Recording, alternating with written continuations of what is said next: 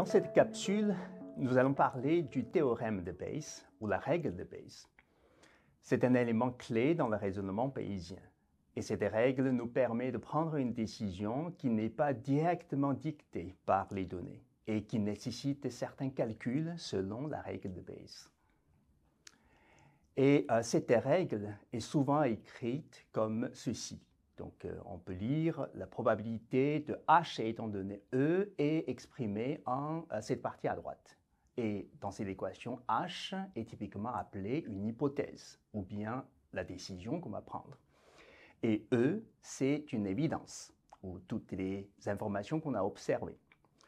On peut également représenter l'évidence E observée par un vecteur de caractéristiques représenté par X et l'hypothèse H par une classe correspondante, Y, à cette donnée.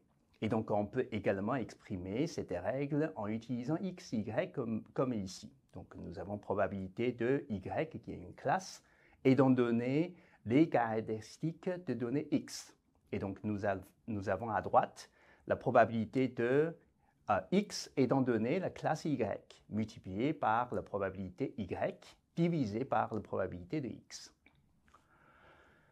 Pour mieux comprendre cette règle, on peut penser Y comme une maladie, X comme des symptômes observés. Et en appliquant la règle de Bayes, on cherche à connaître la probabilité d'une maladie Y en observant des symptômes X. Et la règle de Bayes correspond à l'intuition suivante. S'il y a plusieurs maladies possibles, et une maladie plus probable est celle qui est plus fréquente, c'est qui est représenté par la probabilité Y, et qui permet également de manifester ou générer ces symptômes observés, ce qui correspond à la probabilité de X étant donné Y. Dans cette règle, nous avons quelques notations de probabilité qu'on va expliquer ici. Donc, probabilité de Y ou probabilité de X sont des probabilités a priori.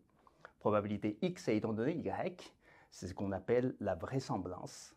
Et probabilité de Y étant donné X, c'est la probabilité a posteriori. Dans beaucoup de situations réelles, on utilise la règle de Bayes parce que les probabilités à droite de cette équation peuvent être assez facilement collectées. Par exemple, la probabilité Y, qui est la probabilité d'une maladie parmi la population, peut être facilement collectée en utilisant les données de l'assurance maladie. Probabilité de X étant donné Y, c'est la probabilité d'un symptôme étant donné une maladie. Ça peut être estimé en utilisant les dossiers de patients qui ont cette maladie. Et finalement, la probabilité de X, qui est la probabilité d'observer un symptôme dans la population, peut être estimée en utilisant les dossiers de tous les patients et toute la population. Par contre, la probabilité a posteriori, qui est la probabilité Y, étant donné X, n'est pas facilement estimable directement à partir de données, voire impossible, et donc il faut utiliser la règle de Bayes. C'est cette probabilité a posteriori qui nous intéresse dans beaucoup de situations réelles, comme dans le diagnostic médical, la classification de pourriels, la prédiction de la tendance boursière, la reconnaissance de chiffres manuscrits, etc.